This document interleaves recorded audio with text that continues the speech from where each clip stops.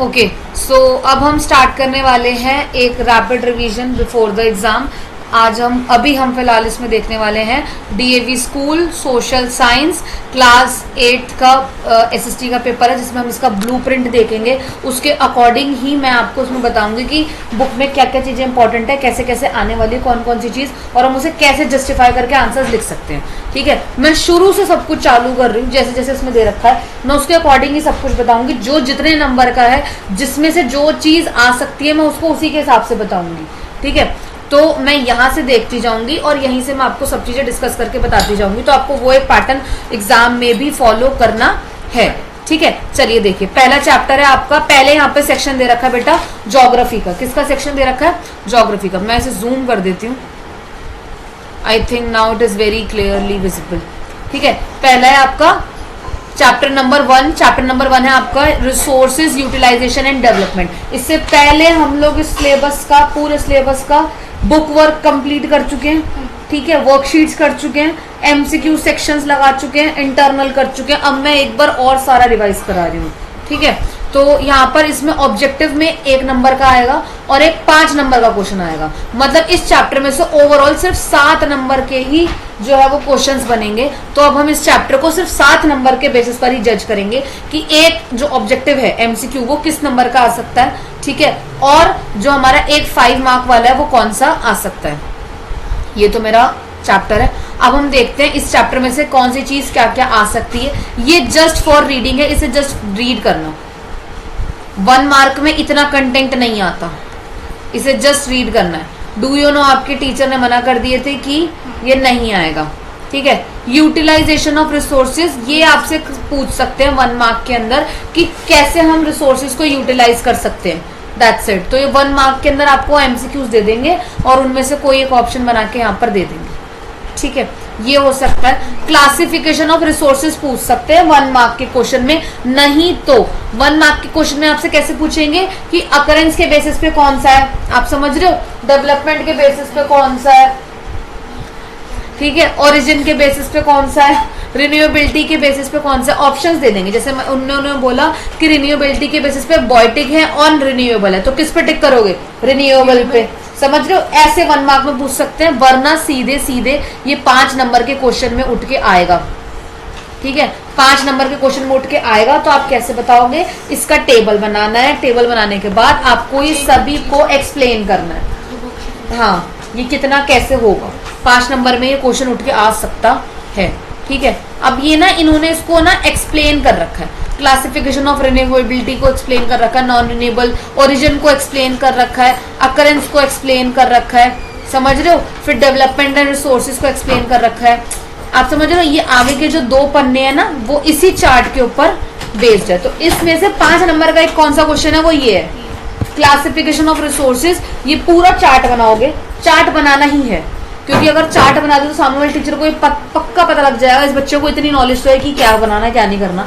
अब इसका कंटेंट अगर आप खुदा ना खास्ता भूल गए, रह गया, कुछ ऊपर नीचे हो गया, तो उसको इतना समझ है कि टाइम रह गया होगा, ये तो याद नहीं आ रहा होगा। ये कुछ पॉइंट्स हो सकते हैं, समझ रहे हो। और एक चीज और कि पेपर में हर आंसर के नीचे 2 से 3 लाइन छोड़नी है।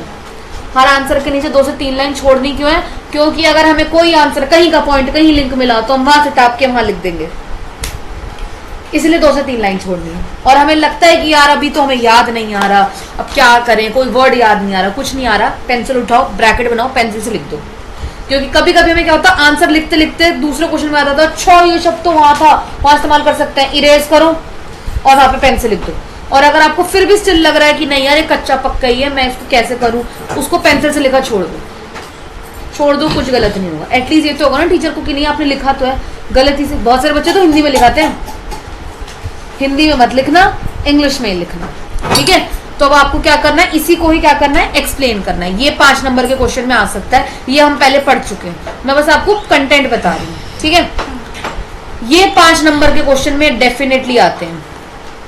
कौन सा क्वेश्चन है ये? लॉन्ग आंसर है, सस्टेनेबल डेवलपमेंट एंड कंजर्वेशन। कैसे हम सस्टेनेबल डेवलपमेंट कर सकते हैं, कैसे बनाओगे? पहले तो आप क्या बनाओगे, इसका इंट्रो बनाओगे। क्या बनाओगे? इसका इंट्रो बनाओगे,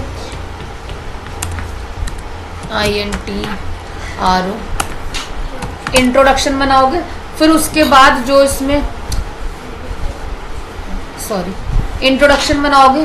फिर इंट्रोडक्शन के बाद जो इसका कंटेंट है, कंटेंट में कभी लोग 5 नंबर में क्या देते थे, ये बता देंगे आपको, ऐसे कोई भी लाइन दे देंगे। जैसे मान लो इसमें से दे दी यही दे दी, स्टार्टिंग की फर्स्ट लाइन ही दे दी, जैसे sustainable development means development that take place without damaging environment. Justify this, justify कर दो 5 नंबर में। तो ये क्या पूछ रहा है आपसे, इंट्रोडक्शन पूछ रहा है, उसका कंटेंट पूछ रहा है, वो क्यों जरूरी है। कंटेंट के अंदर आपकी क्या क्या चीज आती है बेटा, कि आप वो बताओगे कि वो क्या है, व्हाट, ठीक है, प्लस क्यों है, ठीक है, उसकी नीड बताओगे, ठीक है, उसके अलावा हम उसे कैसे कर सकते हैं, समझ रहे हो, उसके अलावा हम उसे कैसे कर सकते हैं, ठीक है।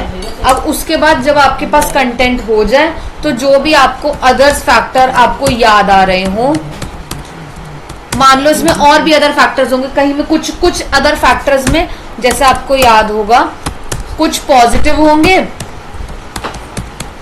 ठीक है, और कुछ क्या होंगे, नेगेटिव होंगे, और लास्ट में आप इनका क्या दोगे, कंक्लूजन, क्या दोगे, कंक्लूजन दोगे।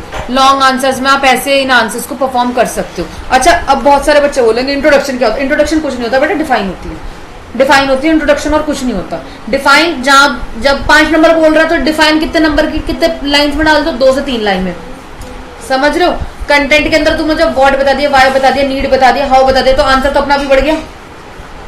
अदर फैक्टर्स में पॉजिटिव और नेगेटिव में आपको क्यों बता रही हूँ, कभी कभी वो ऐसे बोलते हैं कि अगर सस्टेनेबल डेवलपमेंट नहीं होगा तो हमारा इन्वायरमेंट रेगुलरली खराब होता चला जाएगा। ये बात सही है, गिव रीजन, हमें ये पता है सही है भाई, सस्टेनेबल डेवलपमेंट नहीं करोगे तो सत्यानाश हो जाएगा इन्वायरमेंट का, ठीक है। तो आप क्या करोगे, अदर फैक्टर्स के अंदर उसके नेगेटिव एस्पेक्ट बता के, आंसर की एंडिंग हमेशा पॉजिटिव ही होनी चाहिए, ठीक है। तो आप उसके पॉजिटिव उसे ठीक कैसे कर सकते हैं, कंक्लूजन में आप वो बताओगे, ठीक है।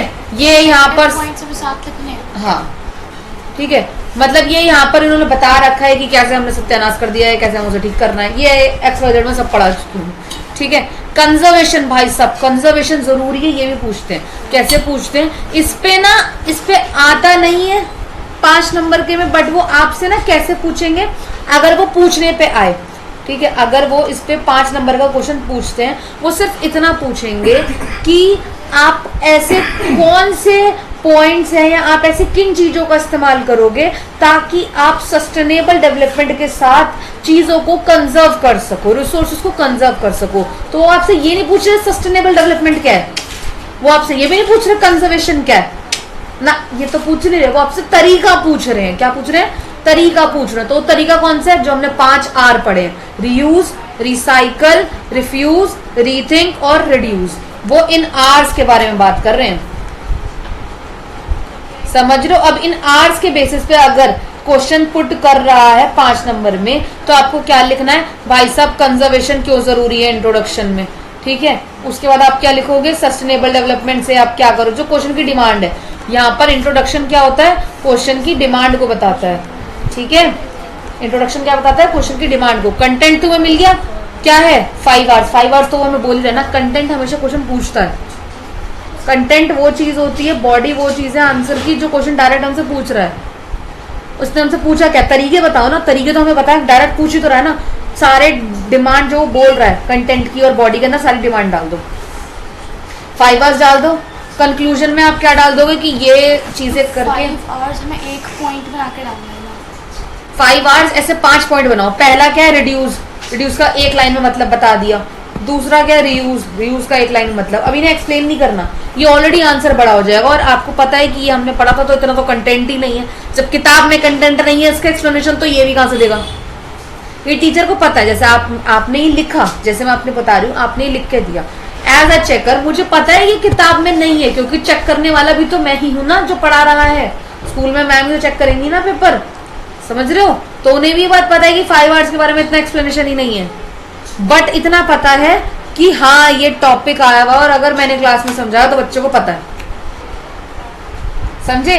कंक्लूजन के अंदर आप बता सकते हो कि हाँ ये सब चीजों को ऐसे ठीक करा जा सकता है with the help of this, that's it, ठीक है। अब हम आते हैं इसके चैप्टर नंबर 2 पे। चैप्टर नंबर 2 आ रहा है भाई साहब 11 नंबर का। इसमें 1 नंबर का है ऑब्जेक्टिव, एक 3 नंबर का क्वेश्चन है, एक 5 नंबर का क्वेश्चन है और 2 नंबर का एक मैप है। ठीक है, अब आ जाते हैं हम इसके चैप्टर नंबर 2 पे। चैप्टर नंबर 2 है आपका वैल्यू बेस्ड क्वेश्चन आ सकते हैं। हाँ, और वो मैं बताऊंगी भी कैसे देंगे। Natural resources and land, soil and water. पहली बात, ये तो रीड वाली बात है, इसे रीड कर लेना। ये हम बचपन से पढ़ते आ रहे हैं, 70% ऑफ वाटर और 30% लैंड। अब इसे मत भूलना, ठीक है। अभी इसने हमसे क्या बोला, 3 नंबर का एक क्वेश्चन आएगा और एक 5 नंबर का, और क्या आएगा, मैप आएगा।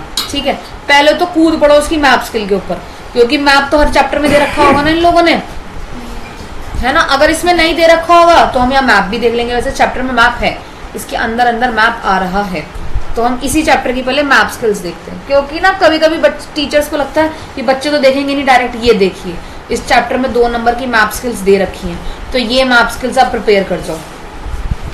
अगर खुदा ना खास्ता उसने डायरेक्ट यही उठा के दे दे तो हमारा तो बल्ले बल्ले भाई सब यही देती है। अगर वो यही देते हैं फिर तो और अच्छी बात है, हमें मैप स्किल्स पता है, मतलब कौन कौन चैप्टर की आएगी। ये हमेशा हर पेपर में यही मैप स्किल्स आती है, सेम हाँ। जो बुक के पीछे होती है हाँ। तो फिर तो हमें पता है। अब हमारे 2 नंबर से क्या हो रहा है यहाँ से, अब आप घर जाओगे, नहीं तो अभी आफ्टर दिस, इसके बाद रिवीजन के बाद आप सारे ये वाले मैप चेक करना। बट होता क्या है कि ना वो कुछ पूछ, जैसे इसे लिखा है असवन डैम इन इजिप्ट, तो वो पूछती है where is Aswan dam, mark that on political map. But वो कंटेंट तो यही ले रही है ना। हाँ, तो कंटेंट वही लिखती है, वो घुमा फिरा के देती है। तो what I am telling you baby कि आपको ना ये वाला चीजों को अपने मैप पर लोकेट करो कि आपके लिए इजिप्ट इंडिया में ना आ जाए। समझ रहे हो कहीं आपको इजिप्ट मार्क करने के लिए बोला, अब तुम भर रहे हो यूएस से, ये वाली कहानी ना हो। ठीक है, अब तुम्हें हीराकुंड डैम बोले, तुम भर दो रशिया, वो भाई साहब ऐसे नहीं होना चाहिए। तो 2 नंबर तो हमारे यहाँ से सिक्योर है। अब आते हैं 5 नंबर की कहानी पे और 3 नंबर की कहानी पे, जो इसने हमें बोला है। ठीक है, तो अब हम यहाँ से देखते हैं लैंड रिसोर्सेज के ऊपर जस्ट ये सिंपल है, इसे रीड करना, वो सिंपल आपसे पूछ लेगा। ठीक है, ये रीडिंग वाला पार्ट है। अगर मैं इसके पेपर के पॉइंट ऑफ व्यू से बताऊं तो इसे समझ में आना चाहिए, आपको पता होना चाहिए, थोरली से रीड कर लेना एग्जाम पॉइंट ऑफ व्यू से कि इसमें सॉइल क्या होता है। ह्यूमस पूछ लेगा, ह्यूमस क्या होता है अगर वो पूछे तो। ठीक है, लैंड के यूजेस में वो आपसे कैसे पूछ सकता है, लैंड के यूजेस के पैटर्न बता दो भाई, क्या क्या पैटर्न होते हैं। फिजिकल फैक्टर पूछ लेगा और ह्यूमन फैक्टर पूछ लेगा। ऐसे बनाओ, ऐसे ये लैंड यूजेस है, यहाँ पे बनाओ ऐसे 2 डंडियां, यहाँ बनाओ फिजिकल फैक्टर, यहाँ बनाओ ह्यूमन फैक्टर। फिजिकल फैक्टर क्या है, फिजिकल फैक्टर, ह्यूमन फैक्टर क्या है, ह्यूमन फैक्टर। समझ गए। ये कुछ फैक्चुअल चीजें पूछ लेते हैं कभी कभी। सॉइल रिसोर्सेज पूछेगा कि सॉइल कैसे एक रिसोर्स का काम करती है। इसमें से ऐसे क्वेश्चन नहीं आता, जैसे जो मैं आपको बता रही हूँ ना, सॉइल रिसोर्स हो गया, लैंड रिसोर्स हो गया, वाटर रिसोर्स हो गया, वाटर कंजर्वेशन हो गया, जो ऊपर के कंटेंट है they are only use for the purpose of introduction. इन सबको रीड कीजिए just for the introduction purpose, और किताब पढ़िए। क्या पढ़िए, किताब, क्योंकि अंत में आके किताब ही काम आएगी जब हम चीजें देखते हैं ना। अब जैसे आप मेरे वीडियो देख रहे हो तो आप मेरे सामने बैठ के समझ रहे हो, आप मेरे को देख रहे हो ना, विजुअलाइज कर रहे हो। अगर आप यही घर जाके वीडियो चलाओगे तो मतलब आता तो है भाई, और जब लिखने बैठोगे तो नहीं लिखा जाएगा, क्योंकि आप किताब से एक अक्षर पढ़ के गो थ्रू नहीं हुए। जब आप मुंह से बोलोगे, अपनी आंखों से रीड करते हुए लाइंस के साथ देखोगे तो आपका दिमाग चलेगा, शब्द मिलेंगे। समझ रहे हो। ये पूछते हैं क्वेश्चन नंबर 3 में, मतलब 3 मार्कर्स में ऐसे क्वेश्चन पूछ सकते हैं। Factor affecting the soil formation, ये तो बन गया इंट्रोडक्शन। अब ये फैक्टर बता दिए, ये सारे टोपोग्राफी है, क्लाइमेट है, वेजिटेशन कवर है, बता रही हूँ आपको, टाइम है, पैटर्न रॉक है। अब भाई ये तो कंटेंट ऐसे देखने में तो बहुत सारा लग रहा है, इसको 3 नंबर में कैसे देगा वो, या हम 3 नंबर में कैसे कवर करें। मान लो हमें आंसर भी याद है तो हम हाउ कैन वी कंक्लूड और इसको समराइज करें। हम इसको summarise this in the 3 question numbers, 3 question number के मार्क्स में हम इसे कंक्लूजन में दे कैसे कर सकते हैं। हम जैसे पेरेंट रॉक तो हम पूरा लिख सकते हैं, है ना। अरे हो जा छोटा भाई, पेरेंट रॉक तो पूरा लिख सकते हैं। टोपोग्राफी में ज्योग्राफिकल फीचर आते हैं, 2 पॉइंट बना के डाल दो बस। It include the geographical feature. Example, second point बना दो, mountain, plateau, plains, that's it. Climate छोटा है, छोटा बना सकते हैं। वेजिटेशन कवर, कौन कौन सी वेजिटेशन कवर करते हो, 2 पॉइंट बना दो 3 नंबर में। टाइम, कितना टाइम चाहिए, मेच्योरिटी ऑफ सॉइल, मतलब उसको ग्रो करने में, बस 1 या 2 पॉइंट। 3 नंबर में आ रहा है तो 2-2 पॉइंट। अगर 5 नंबर में आ रहा है तो आप इसके 3-3 पॉइंट डाल दो। 5 नंबर में आए तो 3-3 पॉइंट विद कंक्लूजन। समझ गए? सॉइल इरोजन पूछ सकते हैं, सॉइल इरोजन क्या है, कैसे है, क्यों कर सकते हैं, बट ये ऐसे नहीं पूछेंगे, नॉर्मल पूछ लेंगे। सॉइल कंजर्वेशन 5 नंबर में पूछा जा सकता है। ठीक है, सॉइल कंजर्वेशन क्यों जरूरी है, सॉइल कंजर्वेशन क्या होता है पहले वो बताओगे। सॉइल कंजर्वेशन के सारे पार्ट्स, ये सब पॉइंटर्स जितने आपको दिख रहे हैं, ये सब 5 नंबर में आएंगे। अब देखिए, अब हमारे पास मुद्दा ये है कि इसमें तो सब हेडिंग है नहीं भाई साहब, हम कहाँ से याद करें जब किताब में नहीं है। तो कुछ नहीं करना है, पॉइंट गिनी है, 1 2 3 4 5 6 7 पॉइंट है। अब आपको 5 नंबर में आ जाएगा, कम से कम 6 पॉइंट लिख के आइए। कितने? 6। अगर एक गलत भी हुआ तो भी हमारे पास बचने के लिए लाइफ लाइन है। समझे? सातों के साथ याद करनी है, पढ़ जाओ, इतना कोई डिफिकल्ट नहीं है। सॉइल कंजर्वेशन होता क्या है कि 5 पॉइंट्स है, 5 नंबर का, तो 5 पॉइंट्स लिखने हैं। 5 पॉइंट्स लिखो, but what I am telling you, जब भी कोई क्वेश्चन पूछा जा रहा है उसे 1 पॉइंट हमेशा एक्स्ट्रा लिखिए। क्यों लिखना है? क्योंकि अगर कोई एक हमारा गलत भी होगा तो दूसरे वाला हमारा वो लाइफ लाइन का काम करेगा, है ना? समझे?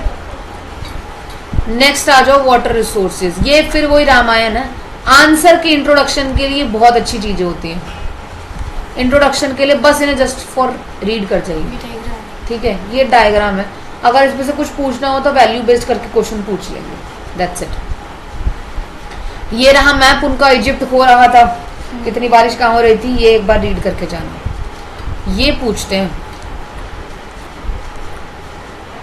1 मार्कर में, ये आता है क्वेश्चन, मतलब जो एमसीक्यूज आते हैं ना 1 मार्क के अंदर, ये कंट्रीज पूछ लेंगे, ये पूछते हैं 1 मार्क में। पॉल्यूशन कैसे कर रहे हैं, अच्छा ये पूछेंगे मल्टी रिवर पर्पस प्रोजेक्ट को 5 नंबर के क्वेश्चन में। कौन सी, कहाँ पे डैम है, कौन सा क्यों डैम है, ये क्यों जरूरी है, पानी गंदा क्यों कर रहे हैं, या फिर आपसे पूछ लेंगे वाटर पोल्यूशन, तो आपको उसमें automatically multi purpose river valley project बताना है। समझ गए? अगर आपसे ये नहीं पूछा तो ये टॉपिक किसके अंदर आ रहा था बेटा, किसके अंदर आ रहा था? Pollution of water. तो ये टॉपिक ऑटोमेटिकली किसके अंदर आ जाएगा? मल्टीपर्पज रिवर प्रोजेक्ट, इसी में आ जाएगा। ठीक है, समझ में आया? इसमें ये भी आ सकते हैं कि ये वाला डैम किधर है, ये वाला डैम एक मार्क। हाँ ठीक है, ये रहा। वाटर कंजर्वेशन के मेथड्स पूछ लेते हैं 5 नंबर में। पूछते हैं पानी को कैसे ठीक कर सकते हैं, बचा सकते हैं, पूछते हैं हर बार। ये देखो कितने सारे दे रखे हैं भाई इसमें। 5 नंबर में पूछेगा तो डेफिनेटली, अब देखो इसमें 10-12 है, तो कम से कम टीचर एक्सपेक्ट कर रहे हैं कि आप 6-7 तो लिख के आओ। अब मैंने आपको लास्ट क्लास में भी बताया था 6-7 का मतलब आप समझ रहे हो, कोई भी जो छोटे मोटे तो तेरे को सही लग रहे हैं वो वाले लिखो। जैसे ये लास्ट वाला थोड़ा बड़ा सा है, इसकी लैंग्वेज इजी है वो लिख लो, ज़्यादा बड़ा हो कोई दिक्कत नहीं, बस गलत मत लिखना। ऐसा पानी मत बचाना कि भाई नीचे नल खुला रह गया तो हमने बाल्टी के अंदर पानी भर लिया और पानी बच गया, ऐसा पानी मत बचाना, है ना? थोड़ा बहुत वाटर हार्वेस्टिंग को एक्सप्लेन कर दो तो रेन वाटर हार्वेस्टिंग बता देना, ठीक है? और वो बता देना, हम वो बनाते हैं अंडरग्राउंड टैंक्स बनाते हैं, अंडरग्राउंड वाटर सिस्टम, फार्मिंग के स्प्रिंकलर्स यूज करना, इरिगेशन फैसिलिटी अच्छी कर दी हम लोगों ने, ऐसी चीजें बताना।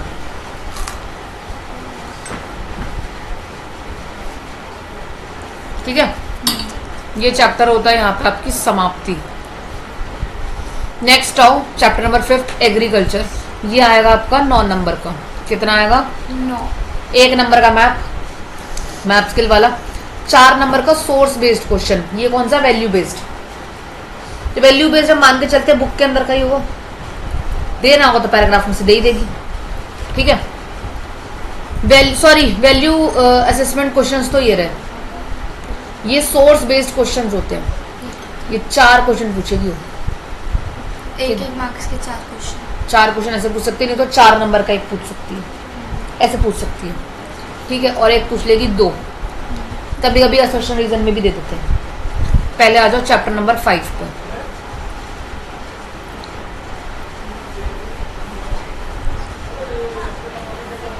चैप्टर नंबर 5 और बढ़ेगा और बढ़ेगा।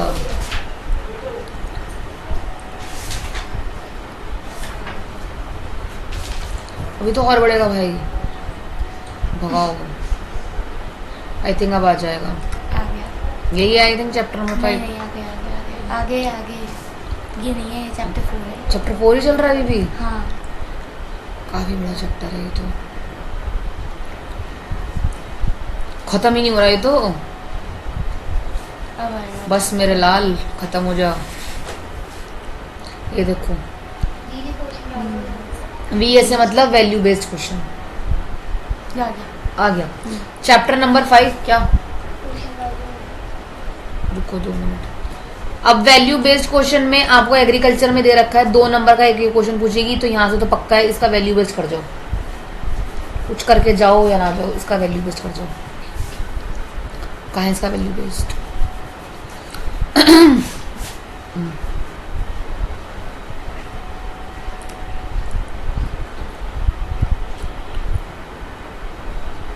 एक तो मैप था, ये रहे वैल्यू बेस्ड, ये क्वेश्चन सॉल्व कर दो। सजेशंस देने हैं, देखो यहाँ पे आपको इम्प्रूव कैसे हो सकती है फार्मर्स की कंडीशंस, ये रहे, इसे रीड करके तब देना। और कभी कभी ये बुक के इंटरनल में भी होते हैं, यहाँ पर आपको कभी कभी मिलेंगे भी नहीं। ठीक है, और जेनेटिकली मॉडिफाइड क्रॉप्स के बारे में बताना। करेक्ट ऑप्शन कौन सा?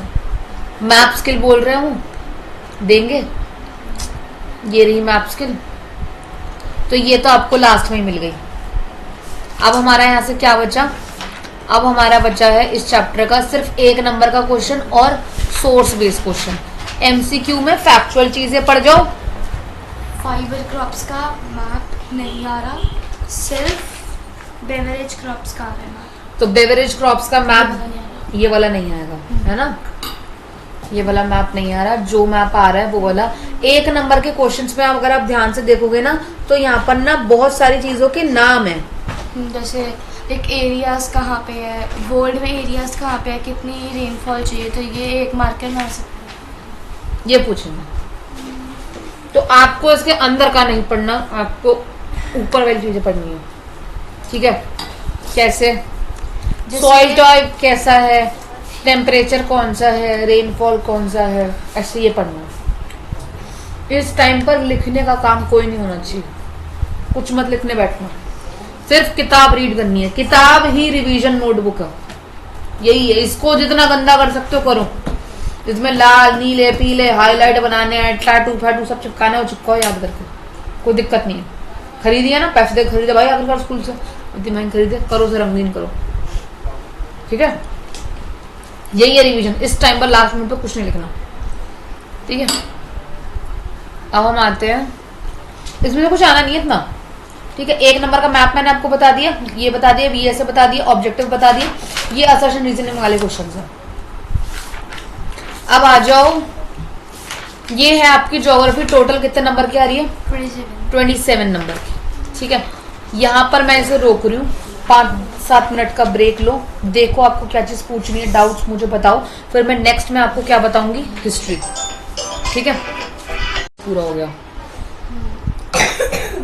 वो सिलेबस कैसे कराती थी कि चैप्टर घर से पढ़ के लाना, क्वेश्चन आंसर्स में समझाऊंगी, या फिर इंटरनल तुम वो चैप्टर पढ़ के आओ, मैं इंटरनल क्वेश्चन बनाऊंगी, वो बनाओ, तुम याद करना, मैं मुझे सुनाना, तुम्हारा वो वाला चैप्टर कंप्लीट। क्या बढ़िया है, अपने साथ तो मुद्दा ही खत्म हो गया। चलिए जी, वापस आते हैं हिस्ट्री वाले पोर्शन पे।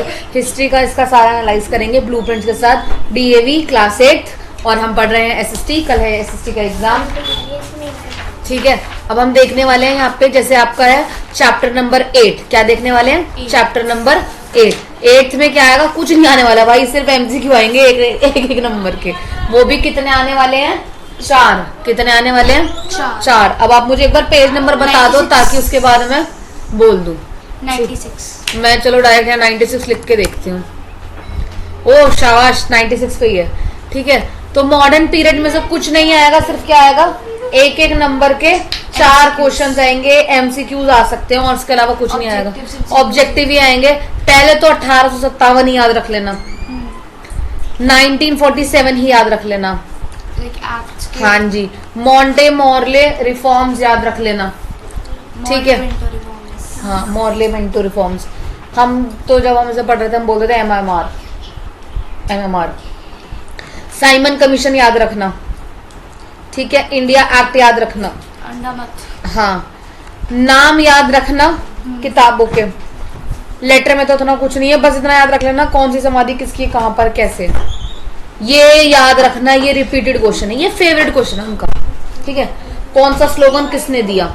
ठीक है, हाँ, ये हर सैंपल पेपर में इसलिए क्योंकि ये आता है।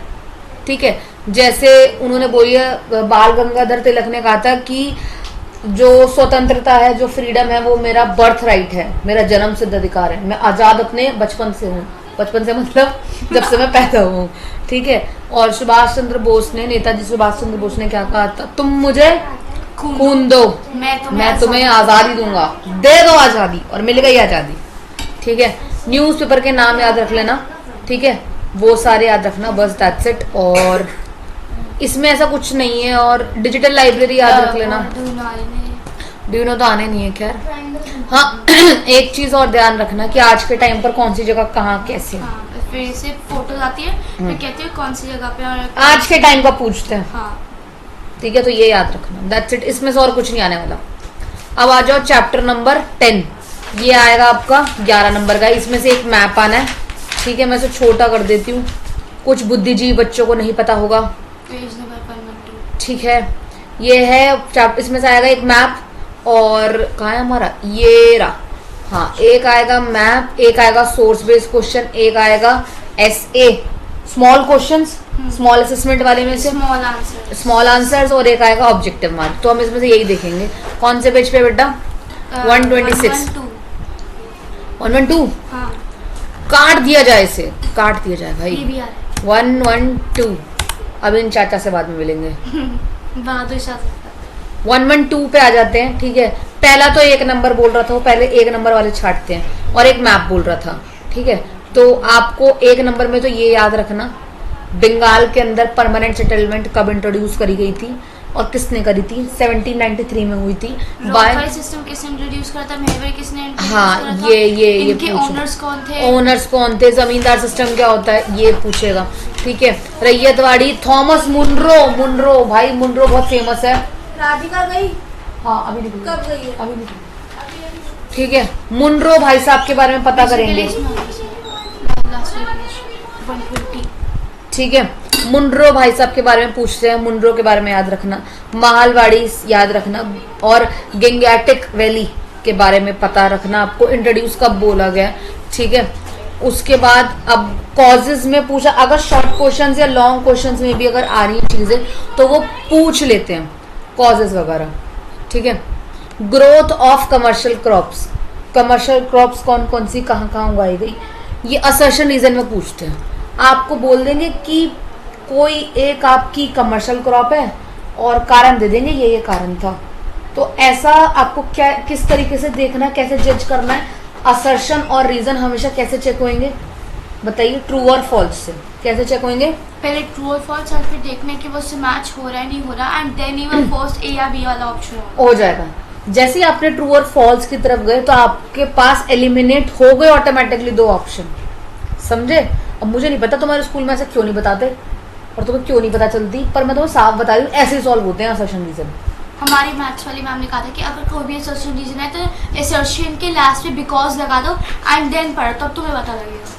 हाँ, वो भी एक तरीका है, क्योंकि तुम्हें अगर असर्शन कोई स्टेटमेंट है तो उसका कारण है या नहीं, क्योंकि, तो ये तुम्हें पता लग सकता है। बट वही सेम चीज मैं तुम्हें बता रही हूँ, तुम अगर सेम चीज कैसे रखो, असर्शन या रीजन को ट्रू फॉल्स मान लो। क्या असर्शन सही है, हाँ सही है, तो फिर रीजन पे जाओ। अगर असर्शन गलत है तो तुम्हें ऑप्शन तो मिल ही गया, असर्शन गलत है तो फिर तुम्हें क्या ही देखना है, बस रीजन देखना है, समझ रहे हो। तो आपके पास 2 या 3 ऑप्शन तो ऑटोमेटिकली ही एलिमिनेट हो जाते हैं। ये पूछ लेते हैं 1 मार्कर्स में, ओपियम कहाँ है, इंडिगो कहाँ है, कॉटन कहाँ ग्रो हो रहा है, असम कहाँ, असम के अंदर क्या चीज ग्रो हो रही है, पेपर कहाँ है, शुगर केन कहाँ है, ये पूछते हैं, ठीक है। और रिवॉल्ट ऑफ फार्मर्स, ये 3 नंबर के क्वेश्चंस में आता है, ये पूछते हैं वो लोग। कंडीशंस क्या आती फार्मर की और उन्होंने क्यों लिया, ये दोनों को एक कर देते हैं, ये दोनों टॉपिक को ये लोग ज्वाइन कर देंगे, ठीक है। ये दोनों टॉपिक्स को ये लोग क्या कर देंगे, ज्वाइन कर देते हैं, ठीक है।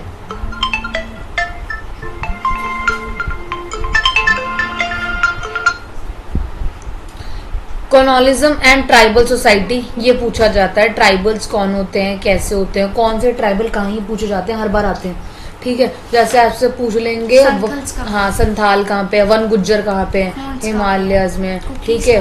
कुल्लूस पूछ लेंगे, कुल्लूस पूछते हैं ये लोग, ठीक है। ये पढ़ के जाना, ये टॉपिक अच्छे से पढ़ के जाना, ये इंपॉर्टेंट है, ये पेज पढ़ के जाना भाई, ठीक है। ट्राइबल रिवॉल्ट ये पूछते हैं, ये भी इंपॉर्टेंट है, बहुत इंपॉर्टेंट टॉपिक है ये ट्राइबल्स वाले, ठीक है। पूछते हैं ये रहे इनके कुकीज, संथाल्स और मुंडास, बिरसा मूवमेंट, ये सब पूछते हैं। हाँ, इफेक्ट ऑफ कॉलोनिज्म ये आता है लॉन्ग आंसर्स में, 5 में आ जाएगा, नहीं तो 3 में आ जाएगा, आता है ये हर बार क्वेश्चन आंसर्स में भी। हाँ आता है। इंडस्ट्रियल रेवोल्यूशन पूछा जाता है, ये इंपॉर्टेंट टॉपिक है, जो मैं बता रही हूँ ना ये आपकी बुक में भी है और बार बार आप पीछे PYQs में देखोगे। मॉडर्न इंडस्ट्रीज आज के टाइम पे कहाँ कहाँ ओपन है ये पूछा जाएगा, ये टेबल इंपॉर्टेंट है, ये बहुत इंपॉर्टेंट टेबल है, बहुत।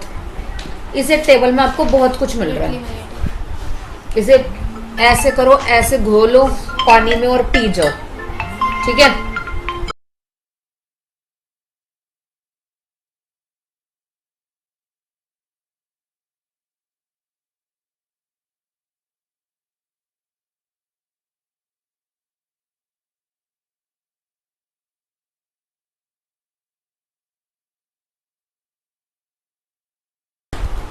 तो ये टेबल अच्छे से, ये वाला अच्छे से करना है। उसके अलावा आप लोग क्या करोगे कि आप इसमें एक मैप सेक्शन भी था, तो मैप सेक्शन भी आपको यहाँ पर ये वाला करके जाना है। ये देखो यहाँ पर सारे बोल रखे हैं स्टेट्स कहाँ लोकेटेड है कहाँ नहीं, ठीक है।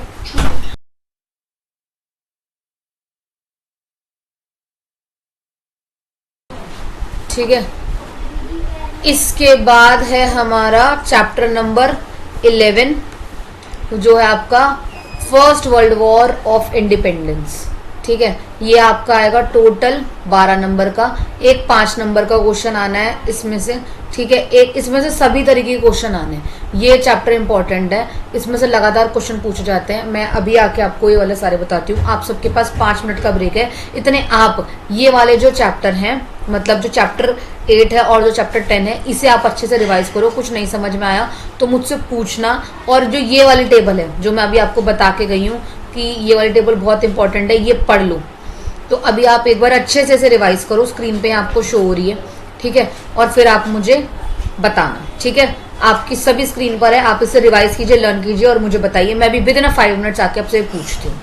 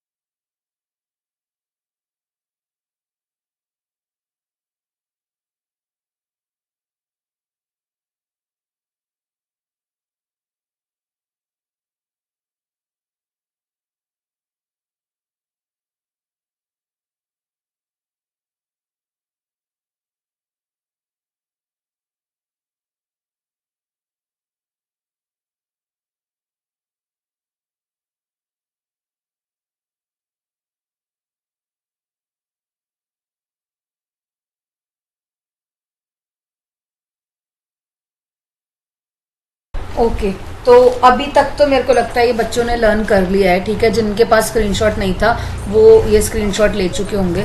अब हम आ रहे हैं चैप्टर नंबर 12 पे, ठीक है। चैप्टर नंबर 12 हमारा वो बहुत इंपॉर्टेंट चैप्टर है, क्योंकि उसमें से ना सभी तरीके के क्वेश्चंस लगातार बार बार उठते हैं, और मैम ने ना सारे आपके इकट्ठे कंसिडर भी करे हैं, ठीक है। ये क्या है, first world war of independence, इसमें से बहुत क्वेश्चन उठते हैं और हर तरीके के क्वेश्चन उठता है। तो ये तो चैप्टर आपको सब तरीके से, हर तरीके से पूरा करना है। इवन मैंने चलते चलते भी ना आपको बहुत सारे जो चीज़ें थी वो मैंने आपको दे दी थी, कॉजेस क्या हैं और क्यों हुआ, कैसे हुआ, सब बता दिया था। ये पूरा पेज, ये पूरा चैप्टर इंपॉर्टेंट है, ये पूरा चैप्टर पढ़ना है। एमसीक्यूज भी इसमें से कवर करने हैं। कॉजेस के अंदर से मैंने ना आपको क्वेश्चन दिए थे बेटा, ठीक है। उसमें पॉलिटिकल कॉज था, इकोनॉमिकल कॉज था, फाइनेंशियल इकोनॉमिकल एक में ही आता है, ठीक है। आइडियोलॉजिकल की भी हमने बात करी थी, तो वो सब चीज़ें पढ़ेंगे। ये रहा देखो इकोनॉमिकल कॉज, ठीक है। ये रहा सोशल और रिलीजियस कॉज, मिलिट्री कॉज था, इमीडिएट कॉज क्या था, ये सब आपको पॉइंटर्स बना के उसमें सॉल्व करने हैं।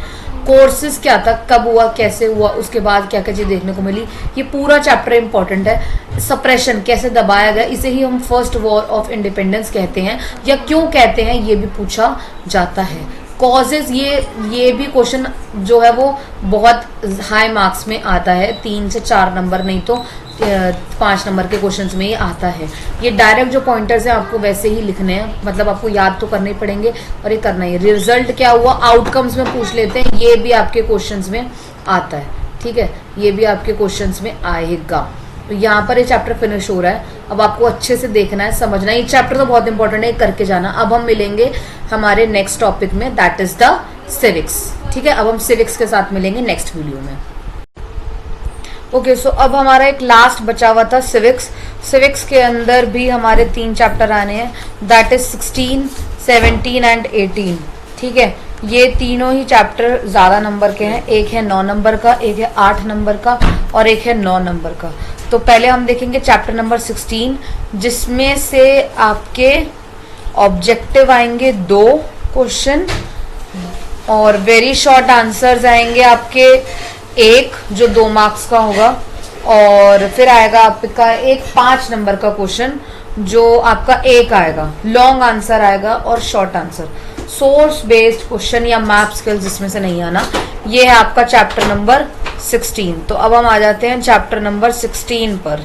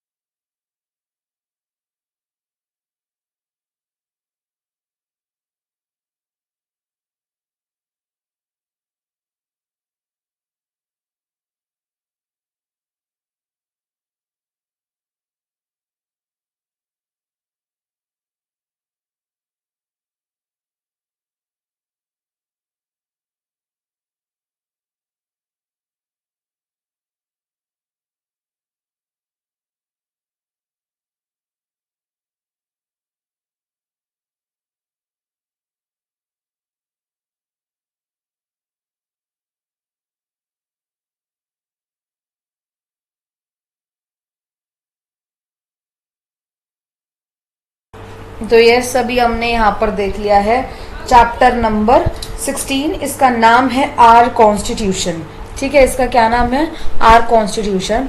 यहाँ आप देखोगे 1 नंबर के, 2 नंबर के और 5 नंबर के क्वेश्चन। 1 नंबर में कैसे क्वेश्चन आ सकते हैं, 2 नंबर में कैसे क्वेश्चन आ सकते हैं और 5 नंबर में कैसे क्वेश्चन आ सकते हैं। तो पहले मैं आपको वही बता रही हूँ, उसमें 1 नंबर में कैसे आएंगे। 1 नंबर में ना आपसे कुछ जस्टिफिकेशंस पूछ लेंगे कि सोल ऑफ द कॉन्स्टिट्यूशन क्या है, प्रीएम्बल क्या होता है, एक नंबर में ऐसे क्वेश्चंस आते हैं, ठीक है। कॉन्स्टिट्यूशन असेंबली के बारे में पता कर सकते हैं, ठीक है। उसके अलावा आपसे पूछ सकते हैं कि कॉन्स्टिट्यूशन किस किस पर्पस के लिए इस्तेमाल होता है, ये आपके आ सकते हैं 3 नंबर के क्वेश्चन में, ठीक है। ये आपके आ सकते हैं 2 नंबर के क्वेश्चन में, ठीक है। ये कैसे आएंगे, क्वेश्चन नंबर 2 के मार्क्स के पॉइंट ऑफ व्यू से ये पूछे जा सकते हैं। तो अब आपको क्या दिखाना है, तब आपको ये सारी चीज़ें दिखानी है यहाँ पे, ठीक है। अब मैं आपको इसके अलावा भी बहुत कुछ बताऊंगी, ठीक है। यहाँ पर इसके ऊपर से एक डेफिनेटली क्वेश्चन आता है, हर बार उठता है इस डू यू नो में से, बट फिर भी आप एक बार इस चैप्टर को अच्छे से थ्योरेटिकली सब तरीके से पढ़ के जाना, ताकि आपको चीज़ें समझ में आए, आपको सामने सामने चीज़ें दिखती रहें कि कौन सी जगह से हमने कौन सा कॉन्स्टिट्यूशन का कौन सा हिस्सा लिया है। ये 1 नंबर में पूछा जाता है और कभी कभी ये 2 नंबर के अंदर भी पूछ लेते हैं, ठीक है। अब हम आते हैं बेसिक की फंक्शन के ऊपर, बेसिक की फीचर्स के ऊपर। ये पूछा जाता है, ये आता है आपका 5 नंबर के अंदर। 5 नंबर में अगर ये क्वेश्चन आ रहा है तो आप सब कुछ बताएंगे, ठीक है। आप इसके यूनिक कॉन्स्टिट्यूशन को भी दिखाएंगे, ठीक है, और आप इसके अंदर के फीचर्स को भी लिखेंगे। जैसा मैंने आपको पहले बताया था, इंट्रोडक्शन तो लिखना ही है, तो आप क्या लिखोगे, इंट्रोडक्शन तो लिखोगे ही लिखोगे। उसके अलावा लेंथीएस्ट कॉन्स्टिट्यूशन है तो वो भी लिखोगे। रिटर्न कॉन्स्टिट्यूशन कैसे है, फ्लेक्सिबल है, ये इसके फीचर हैं। ये 5 नंबर के क्वेश्चंस में आता है, ये सेक्शन इंपॉर्टेंट है, ये पढ़ के जाएंगे और सब इसके अंदर इन बिटवीन भी लिखेंगे। ये भी 5 नंबर के क्वेश्चंस में आते हैं, ये भी किस में आएगा, 5 नंबर के सेक्शंस में ये आ सकता है। कैसे अमेंडमेंट किए जाते हैं, सिंपल मेजॉरिटी, स्पेशल मेजॉरिटी और मेजॉरिटी रेक्टिफिकेशन।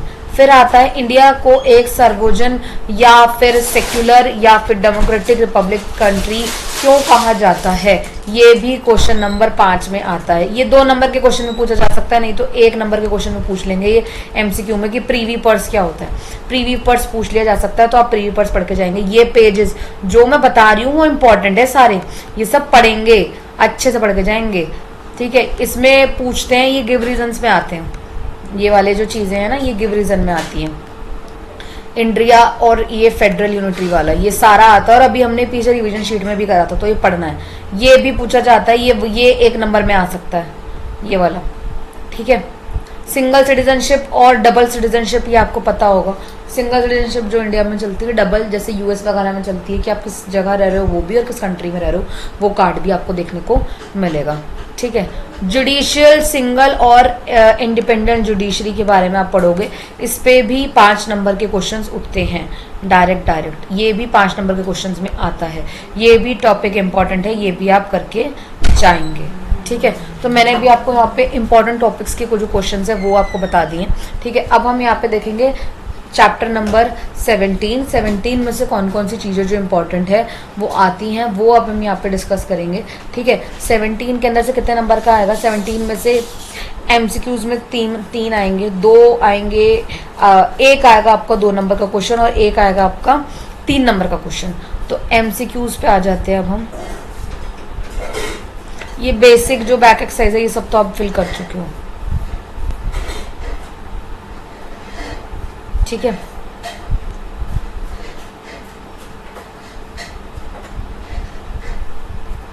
यहाँ से और स्क्रॉल करेंगे, ठीक है।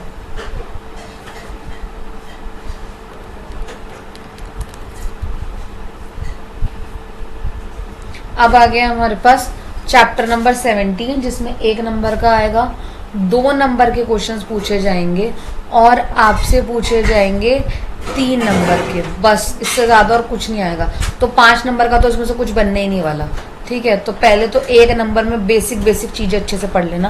पहले तो आपसे ये पूछ लेंगे, 3 नंबर में तो ये पूछा जा सकता है, फंडामेंटल राइट्स वाला, वेरी शॉर्ट आंसर्स के अंदर आपसे ये पूछ लेंगे, जो 3 नंबर में आ सकता है या फिर 2 नंबर में आ सकता है।